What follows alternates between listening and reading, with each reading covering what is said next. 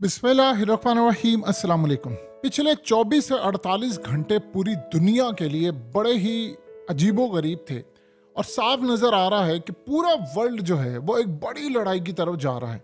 देखिए, सबसे बड़ी डेवलपमेंट ये हुई है कि ईरान के डिफेंस मिनिस्टर, ये बेसिकली ईरान के जो डिफेंस मिनिस्टर होते हैं ये उनके आर्मी चीफ के बराबर होते हैं। उन्होंने ऐलान किया है कि अगर कोई भी किसी लेवल पर भी हमारे मुल्क की सोवरेनिटी को कोई भी चैलेंज करता है तो हम उस मुल्क में घुसकर हमला करेंगे और हम परवाह नहीं करेंगे।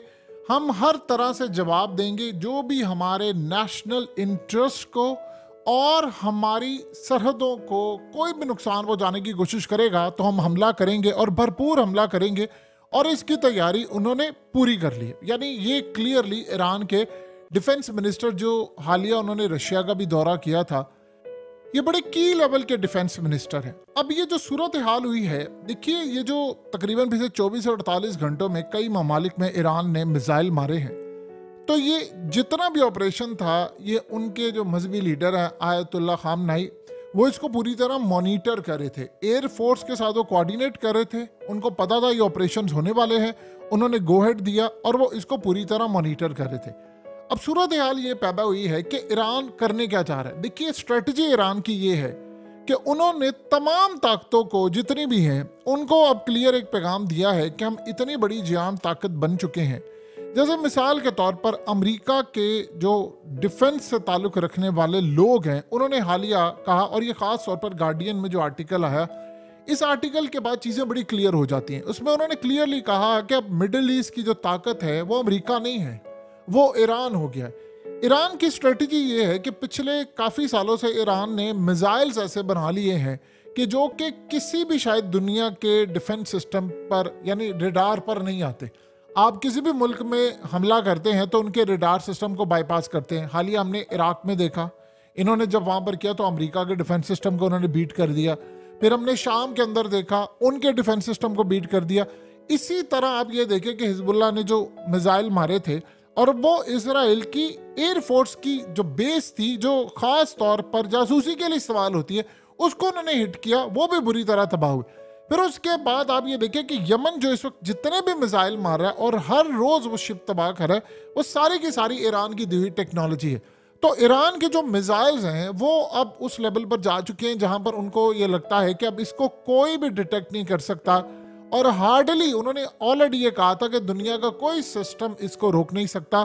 खास तौर पर अमेरिका और इजराइल के जो सिस्टम है वो पूरी तरह नाकाम हो जाएंगे, और हालिया उन्होंने करके दिखाया। अब स्ट्रेटजी उनकी ये है कि असल में अमेरिका और इजराइल ने जो प्लान ये किया था कि उन्होंने खित्ते के अंदर इस जो लड़ाई है उसको अब हर जगह पर लेकर, जैसे इसराइल ने स्ट्रेटजी बनाई, तो ईरान ने असल में अब अपनी जो मसल्स हैं वो दिखाना शुरू किए। पावर उन्होंने अपनी शो वो करे हैं कि जी यहाँ पर भी हमने हमला किया, क्योंकि उन्होंने देखा, देखिए, हमास को उन्होंने जब सप्लाई किया तो उन्होंने इसराइल को पकड़ लिया गले से, और वो वहाँ पर जीत रहे हैं। हिजबुल्लाह के थ्रू उन्होंने इसराइल के ऊपर दबाव रखा। इराक और शाम में उनकी प्रॉक्सी इतनी ज़्यादा स्ट्रांग है कि कोई बंदा उनके आगे खड़ा नहीं हो सकता। फिर वो करते करते वो यमन वाली साइड, तो पूरे का पूरा जो रीजन है वो असल में इस वक्त उनके मातहत इसलिए हो गया है कि देखिए, चाइना ने इनको पूरा सपोर्ट किया टेक्नोलॉजी के हवाले से, इन्वेस्टमेंट के हवाले से, और जहां तक हो सका इनकी टेक्नोलॉजी में बेहतरी लेकर है। जैसे मिसाल के तौर पर रशिया ने सैटेलाइट दिया। अब रशिया ने हालिया इनके साथ मुआहदा किया है, जब ये दौरे पर गए थे उस मुआहदे के तहत इनसे वो ड्रोन्स भी ले रहा है, मिसाइल से लेकर दूसरी तमाम टेक्नोलॉजी ले रहा है। कभी जिंदगी में ये ऐसा सोचा नहीं था हमने कि एक वक्त आएगा कि रशिया ये काम करेगा।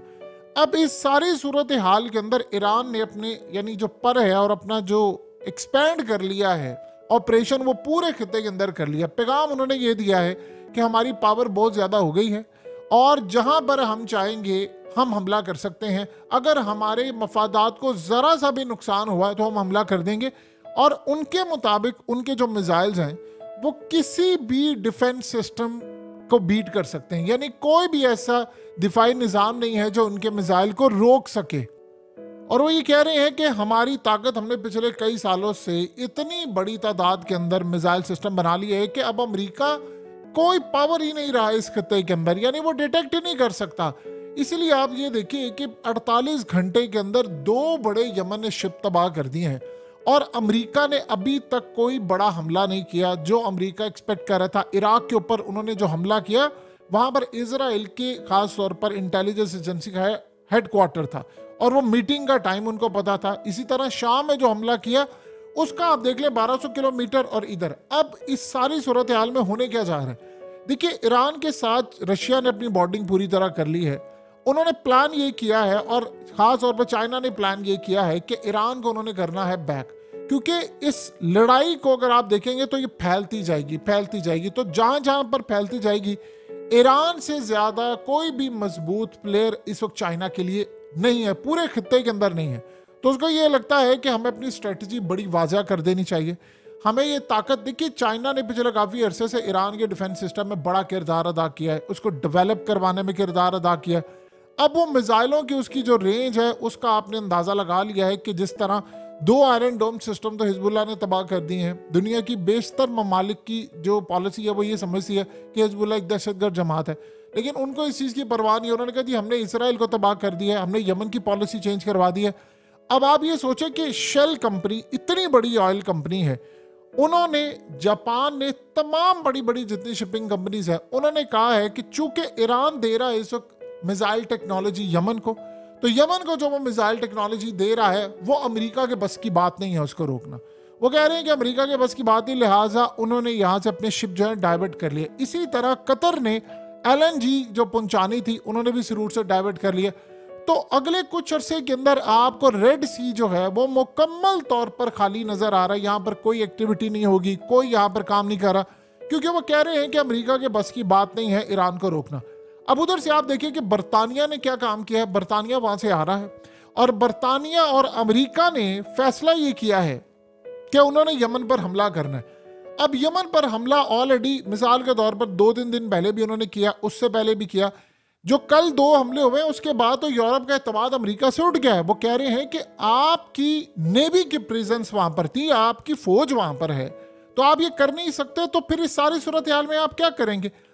ईरान ने इस लड़ाई से पहले कहा था कि हमारी टेक्नोलॉजी अब उस लेवल पर चली गई है जहां पर दुनिया के तमाम missile system, defence system fail हो गए हैं। हम किसी को मिसाइल मारे, ड्रोन मारे, कोई इसको रेडार पर डिटेक्ट नहीं कर सकता। और फिर खास तौर पर फतेह 2 मिसाइल के बारे में तो उन्होंने कहा था, देखिए फतेह 2 मिसाइल जो है वो खास तौर पर हाइपरसोनिक मिसाइल है और ये आवाज की रफ्तार से 14 गुना ज्यादा तेज है और ये चंद मिनट्स के अंदर फैसला तय कर देता है और फैसला करके, और लंबा फासला भी हो उसको भी तय करके ये हिट कर देता है। उन्होंने कहा था कि हम इसराइल को वार्न कर रहे हैं कि अमेरिका के आसरे आप लगे हुए हैं जिस दिफाई निज़ाम के, ये हमारे मिसाइल रोक नहीं पाएंगे, यानी आपको इस जंग में तबाह करने से रोक कोई चीज़ नहीं सकते, ना अमेरिका का दिफाई निज़ाम रोक सकता ना कोई सूरत हाल। अब चाइना और रशिया असल में इसको बड़ा इंजॉय कर रहे हैं कि जो ईरान पिछले काफ़ी अरसे से कर रहा है। उसकी सबसे बड़ी स्ट्रेटजी ये है कि चाइना और रशिया को ये लगता है कि एक मेजर प्लेयर हमारे पास है जो अमेरिका को इस खत्ते के अंदर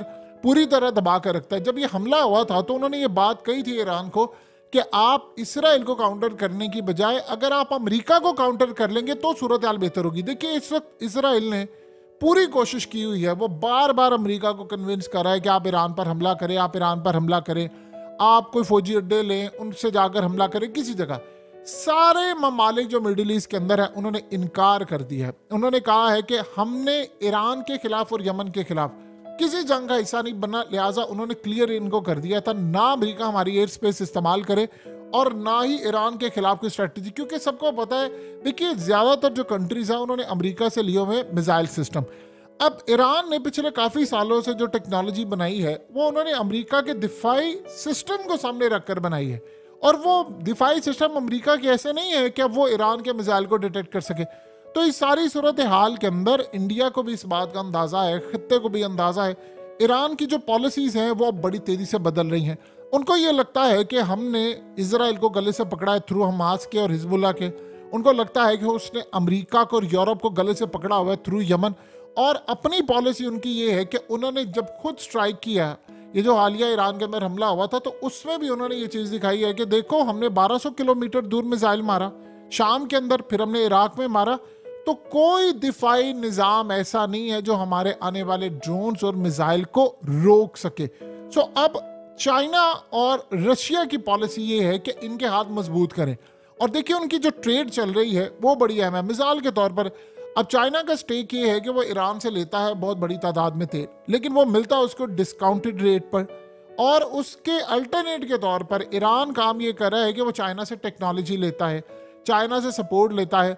एक टाइम था कि इसराइल ने जाकर हमला कर दिया था यानी ईरान के ऊपर, और वो हर दूसरे दिन हमला करता था। लेकिन 2-3 दिन पहले जो हमला हुआ है जिसमें ये असल में आयतुल्लाह खामनेई बैठे हुए इसको मॉनिटर करे, तो उन्होंने ये बात बड़ी क्लियरली कही इनको। उन्होंने कहा कि अब वो दिन चले गए कि हिट एंड रन वाला काम होगा, आप मारे और भाग जाएं। अब आप मारेंगे तो हम आपके पीछे जाएंगे और हम आपको नुकसान पहुंचाएंगे। तो अब ये जो इराक के अंदर हमला हुआ, इराक के असल में प्राइम मिनिस्टर ने इसमें जरा गुस्से का इजहार किया है। तो उन्होंने कहा है कि इसराइल पर आप डायरेक्ट हमला नहीं कर सकते, लिहाजा आपने यहाँ पर किया। तो इस सारे मामले पर अगर आप देखें तो इसराइल और अमेरिका ने ईरान पर डायरेक्टली कभी हमला नहीं किया और उन्होंने भी डायरेक्टली इन पर हमला नहीं किया। दोनों एक दूसरे के जो एसेट्स होते हैं रीजन के अंदर उसके ऊपर हमला करते हैं।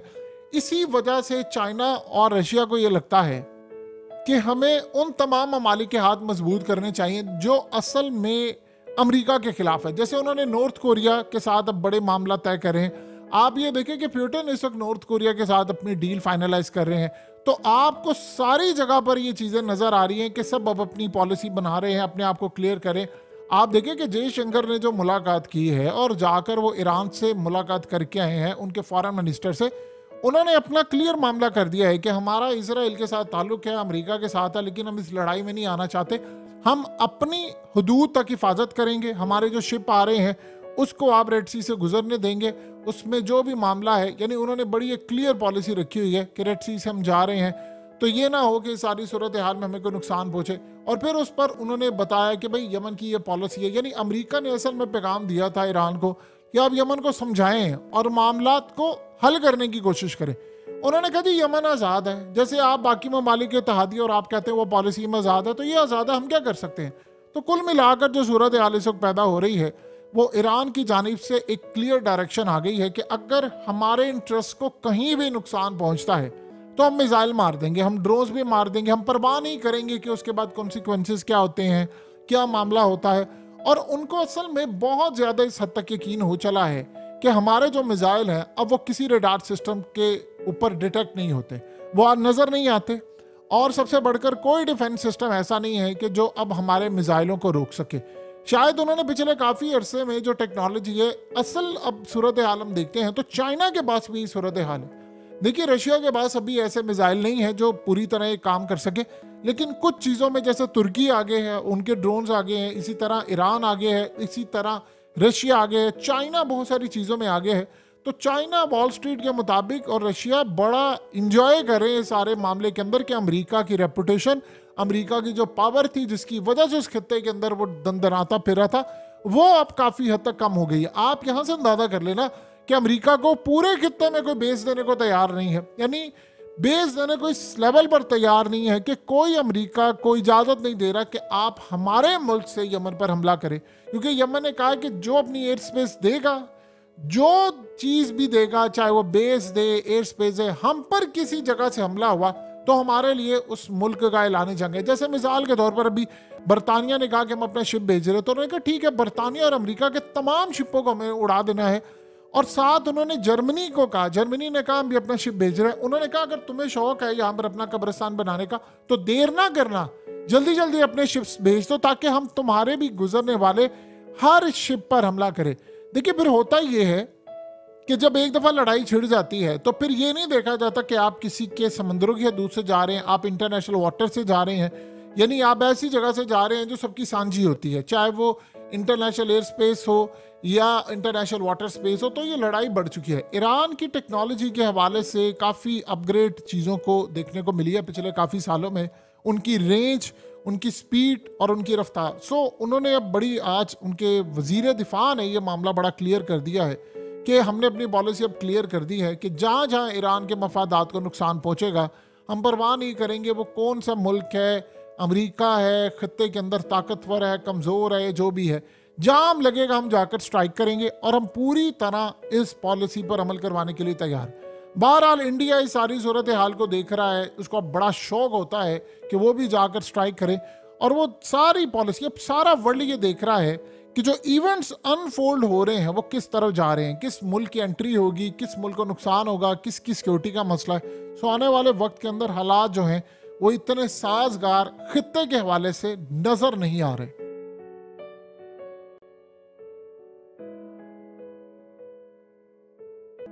हकीकत टीवी को सब्सक्राइब करना मत भूलें, वीडियो को लाइक करें, शेयर करें और कमेंट सेक्शन में अपनी राय का इजहार जरूर करें।